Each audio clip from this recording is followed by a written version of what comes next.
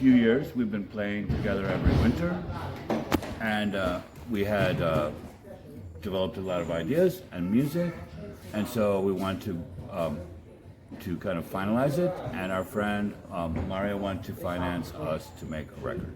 So he financed it, and then that was the last inspiration of ours to basically finalize the material we've been working on for the last 5 years, and then record it.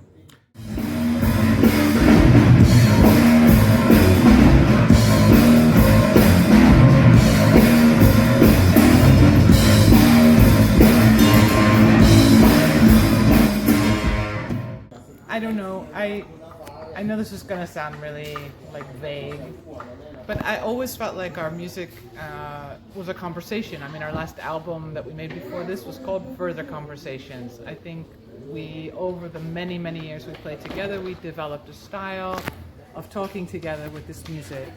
And every once in a while we present this conversation to the public, to participate also, to give us ideas. So it's not, even though we weren't playing together all the time, I think the conversation just was on pause, and we had many things to say when we got back together again. So I think these 4 songs we released on the EP are the introduction to the ongoing conversation and its new direction.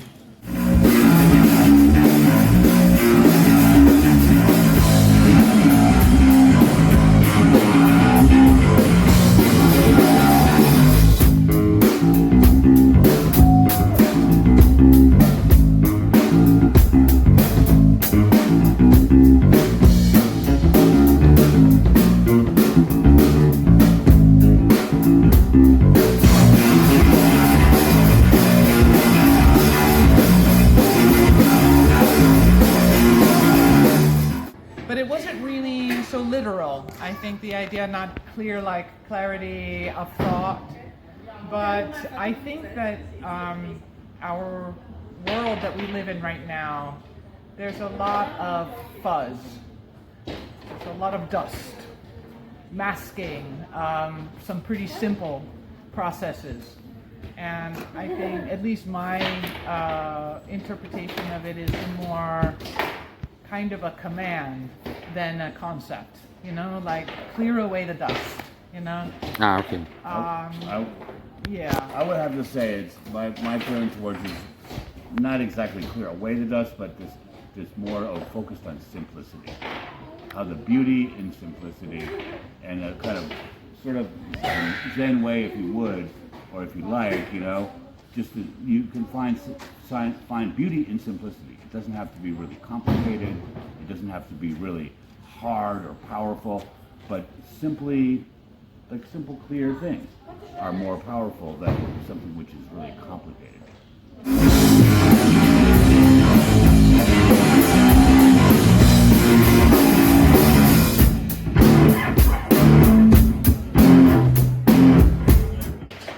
It's combined.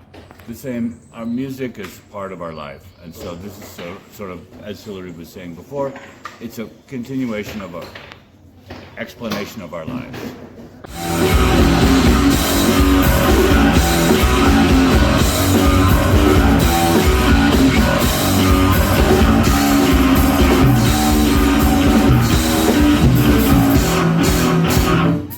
I mean, honestly, I think everybody feels like language is a little bit short to express everything you have to express. We are fortunate that we have another language, music, to help express ourselves. And because this group is just 2 people, so everyone can imagine that conversation is very intimate. And I guess the idea of the life playing more of a role in music than music playing in life, sure, because music is just one part of life, whereas life is everything, you know? Okay. So that would make sense. I would stand by that statement, even if Chris made it. I stand by it. I made it. I don't know. Yeah.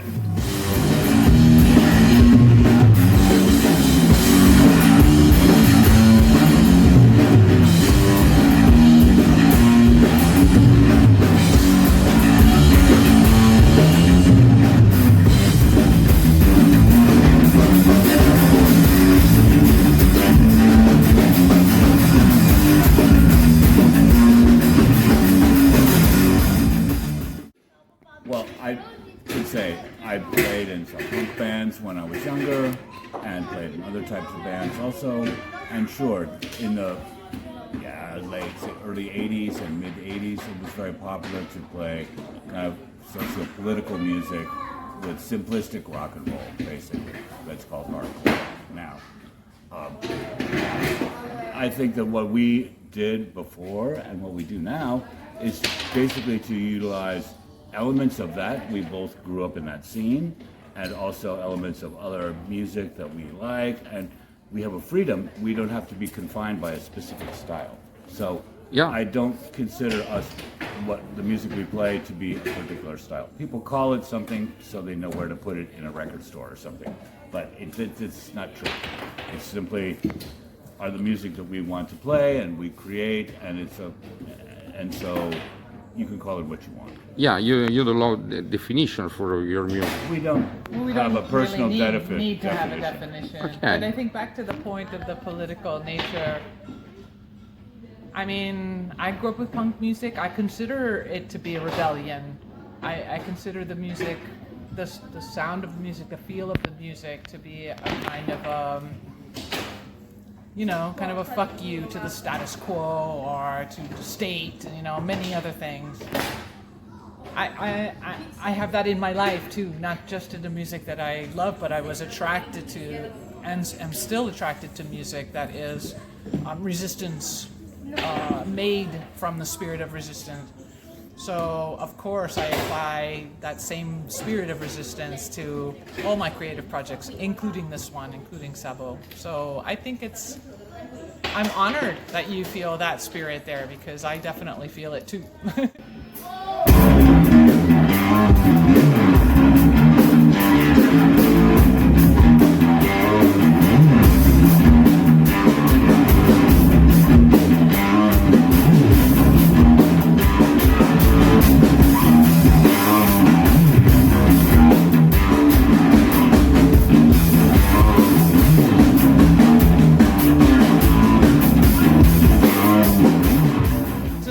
Conversation, because it's scientifically proven that sounds put together in something that we call music has all kinds of effects on the neurological system and the brain and endorphins.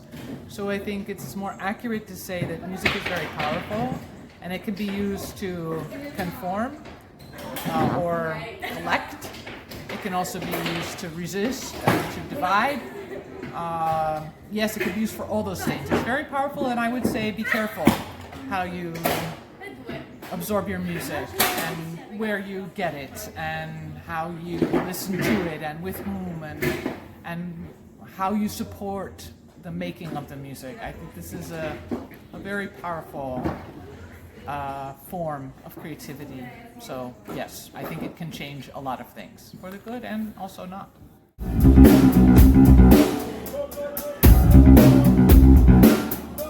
Like, for example, we're playing today after a screening of this documentary film about Crass, which is a band which played some type of music which wasn't necessarily political. However, they used this music to fuel an education of people about alternative issues and use the distribution and the concerts and the label and all these kind of things. This is a very important thing, which is a powerful tool to spread information, okay? So I think that what we do is also spreading information, but let's say artistic and musical, and spreading the idea that you have the freedom to do what you want. You don't have to be confined to be doing one type of thing in order to play music or do your artwork or live your life or grow your own food or live in a civil society. You have the freedom to change and to choose. So you should choose well and make good choices.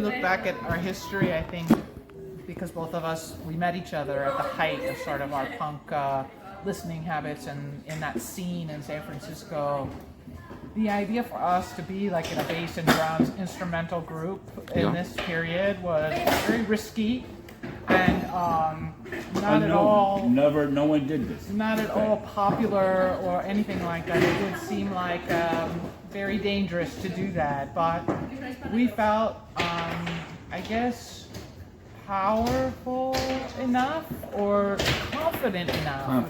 Yeah, that we had something to say with our music. Yeah. Just as it was, just us saying it.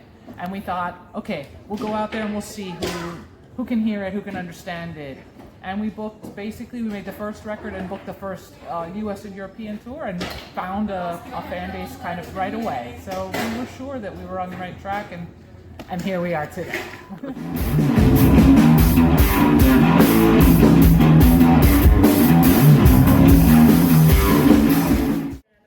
Play more music. I'd say play more Okay, music. okay, it's good. Plans I think we have is part of the reason for playing just these few shows this year, as Hilary said, to test things, to see how people are reacting to our music, and the industry has quite changed. A lot of our friends have changed. These sort of things, we're just sort of testing things, and I think in the next years we're going to play more, and we also want to make an audio-visual release about some new materials. And part of what we're doing on this show also is recording and filming the shows, and then that will be made. A new album. Kind of, more like an audio-visual package. Yeah, it will be some type of object. We haven't determined exactly what it will be yet, because the industry is very strange. Everything is digital now. There's so much on the internet, so much on computers. And so what physical form it would take is not clear.